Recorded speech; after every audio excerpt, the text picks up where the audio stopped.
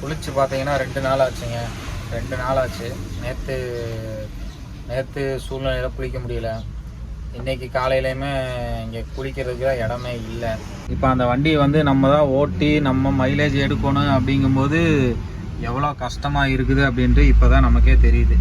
ஆனால் வண்டி ஓட்டுறதில் எவ்வளோ கஷ்டம் இருக்குதுன்ட்டு இப்போ தான் எனக்கே தெரியுது.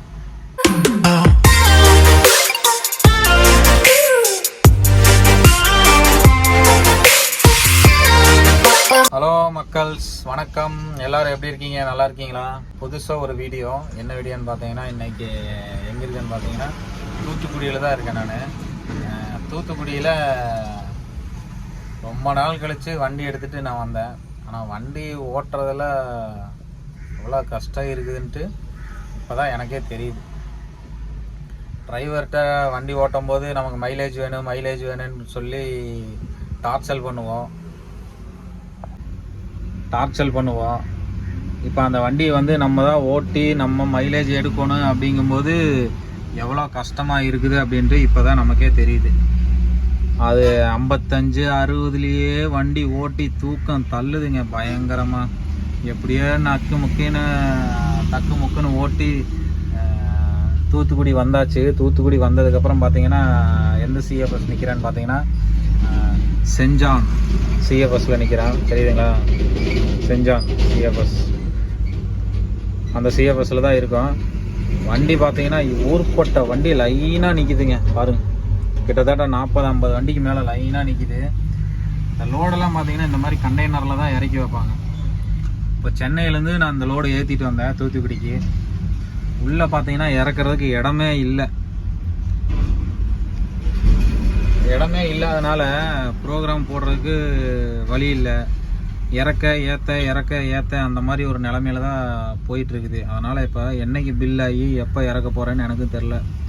போன வெள்ளிக்கிழமை வந்த வண்டியை இறக்க இடம் இல்லாமல் வண்டி உள்ளே நிறுத்திட்டு போயிட்டாங்களாம்மா. அடுத்து பார்த்தீங்கன்னா நம்ம வண்டி இப்போ இன்றைக்கி காலையில் தான், நேற்று மத்தியானம் லோடு ஏறி இன்றைக்கி வந்திருக்கிறேன் காலையில். திருச்சி வரைக்கும் நான் ஸ்டாப்பாக வண்டி ஓட்டிகிட்டு வந்துட்டு நைட்டு ஒரு 12 மணிக்கு தான் வந்தே சேர்ந்தேன். நான் கொண்டாந்து இங்கே போட்டுட்டு அப்புறம் காலையில் ஒரு 5 மணிக்கு எடுத்து கிளம்பிட்டு வந்தேங்க. 5 மணிக்கே கிளம்பி இப்போ ஒரு 9 மணி 8:30 மணிக்கெலாம் வந்துட்டேன் நான்.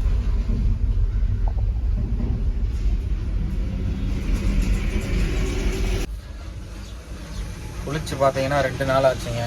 2 நாள் ஆச்சு. நேற்று சூழ்நிலையில் குளிக்க முடியல. இன்றைக்கி காலையிலையுமே இங்கே குளிக்கிறதுக்கு இடமே இல்லை.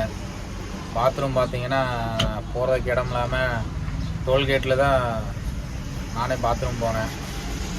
அது மாதிரி தான் நம்மளுக்கு இப்போ இருக்கிற சூழ்நிலை எல்லாமே டிரைவர்களுக்கு இருக்குது அப்படின்ட்டு நம்ம வண்டி ஓட்டும் போது தான் தெரியும். போகிறதுக்கு பாத்ரூம் இருக்காது, கரெக்டாக சோறு இருக்காது, அப்புறம் போகிற பக்கம் என்ன சூழ்நிலைன்னு இருக்காது, தூக்கம் இருக்காது. இந்த மாதிரி நிறைய பிரச்சனை இருக்குது. நம்ம அசால்ட்டாக வீட்டில் உட்காந்துட்டு நீ அங்கே போ, நான் இங்கே வரேன், மைலேஜ் கொடு அப்படின்னு வண்டி ஓனரில் கரெக்டாக நல்லா பேசுகிறோம். நானே அந்த மாதிரி தான் பேசுகிறேன். இருந்தாலும் என்ன ஒன்றும் முடியுங்க, நம்ம தொழில் ஆகிப்போச்சு. அப்படி தான் பேசி தான் ஆகணும், வேறு வழி கிடையாது. கரெக்டான டைமுக்கு போனால் தான் மைலேஜ் கொடுத்தா தான் நமக்கு ஒரு 4 காசு லாபம் நிற்கும்.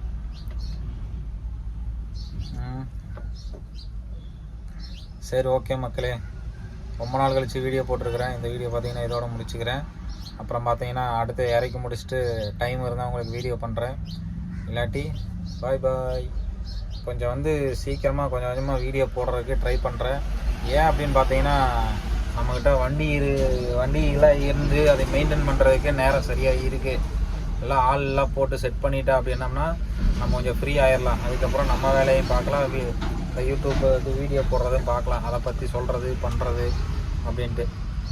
இப்போ சென்னையிலேருந்து தூத்துக்குடிக்கு வந்தேன். எவ்வளோக்கு வாடகைக்கு வந்தேன், எவ்வளோ செலவாச்சு, டிரைவர் சம்பளம் எவ்வளோ, டோல் எவ்வளோ அப்படிங்கிறத எல்லாமே வந்து அடுத்த வீடியோவில் நான் உங்களுக்கு சொல்கிறேன். ஓகேங்களா? பாய்.